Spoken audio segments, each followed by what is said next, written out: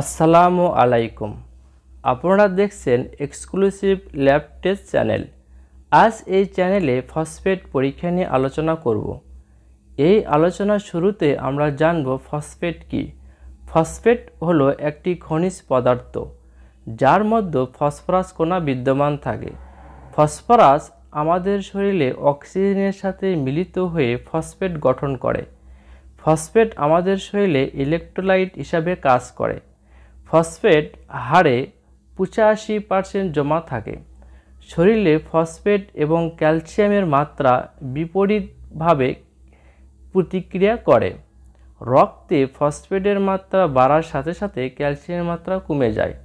Phosphate এবং ক্যালসিয়ামের মাত্রা প্যারাথাইরয়েড হরমোন দ্বারা নিয়ন্ত্রিত হয়।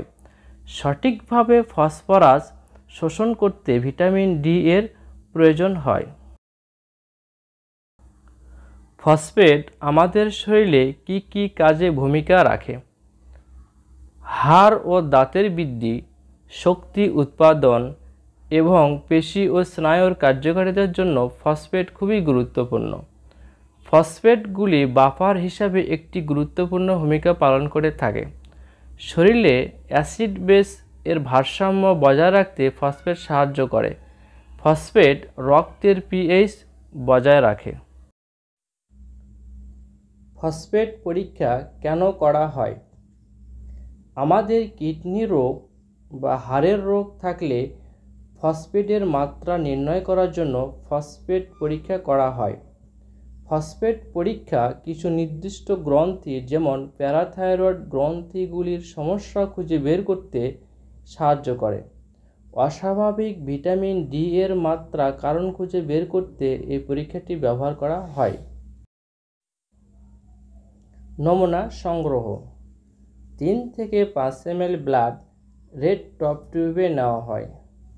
এরপর সেন্ট্রিফিউজ করে শ্রামকে পরীক্ষার জন্য ব্যবহার করা হয়। ফসফেটের নর্মাল রেঞ্জ: প্রাপ্ত বয়স্কদের নর্মাল রেঞ্জ হল 2.5 থেকে 4.5 মিলিগ্রাম পার ডেসিলিটার।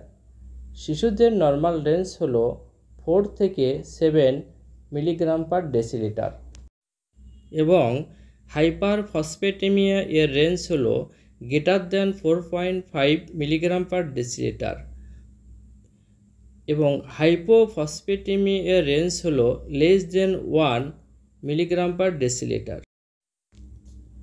এখন আমরা জানব হাইপার ফসফেটেমিয়া কি এবং কি কি কারণে হাইপার ফসফেটেমিয়া হয়।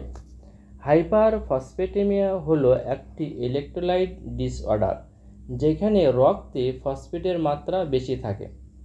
যেসব কারণে শরীরে ফসফেটের মাত্রা বেড়ে যেতে পারে তা হলো দীর্ঘস্থায়ী কিডনি রোগ, আমাদের খাদ্য তালিকায় খুব বেশি ফসফেট সমৃদ্ধ খাবার থাকলে, হাইপোপ্যারাথাইরয়েডিজম হলে, ডায়াবেটিক কিটোঅ্যাসিডোসিস হলে, টিউমার লাইসিস সিনড্রোম হলে, র্যাপডোমায়োলাইসিস হলে। র্যাপডোমায়োলাইসিস হলো ক্ষতিগ্রস্ত কঙ্কালের পেশি দ্রুত ভেঙে যায়, ফলে ফসফেটের মাত্রা বেড়ে যায়। হাইপার ভিটামিনোসিস ডি হলে। তবে হাইপার ফসফেটেমিয়ার সবচেয়ে সাধারণ কারণ হলো ক্রনিক কিডনি ডিজিজ। এখন আমরা হাইপোফসফেটেমিয়া সম্পর্কে জানব। হাইপোফসফেটেমিয়া হলো একটি ইলেকট্রোলাইট ব্যাধি যাতে রক্তে ফসফেটের মাত্রা কম থাকে। হাইপোফসফেটেমিয়া অ্যাকিউট বা ক্রনিকের উপর ভিত্তি করে বিভিন্ন কারণ আছে। অ্যাকিউট হাইপোফসফেটেমিয়া এর কারণ: ডায়াবেটিস কিটোঅ্যাসিডোসিস থেকে আরোগ্য লাভের পর্যায়ে ফসফেটের লেভেল কম থাকে। অ্যালকোহল ব্যবহারে বেশি থাকলে ফসফেটের মাত্রা কম থাকে। মারাত্মক পড়া হলে, রিফিডিং সিনড্রোম হলে। রিফিডিং সিনড্রোম হলো দীর্ঘদিন ক্ষুধার্ত থাকার পর যখন আমরা খাবার গ্রহণ করি তখন তরল ও ইলেকট্রোলাইটের মধ্যে মারাত্মক পরিবর্তন ঘটতে পারে। সিভিয়ার শ্বাসতন্ত্রের অ্যালকালোসিস হলে, অর্থাৎ রক্তে পর্যাপ্ত কার্বন ডাইঅক্সাইড না থাকলে। ক্রনিক হাইপোফসফেটেমিয়া এর কারণ।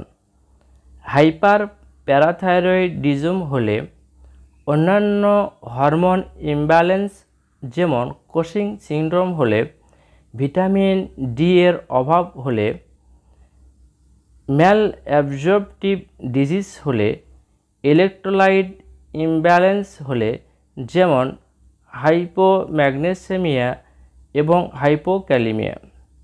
ইন্ট্রাভেনাস আয়রন ইনফিউশন করলে, দীর্ঘমেয়াদী মূত্রবর্ধক ব্যবহার করলে।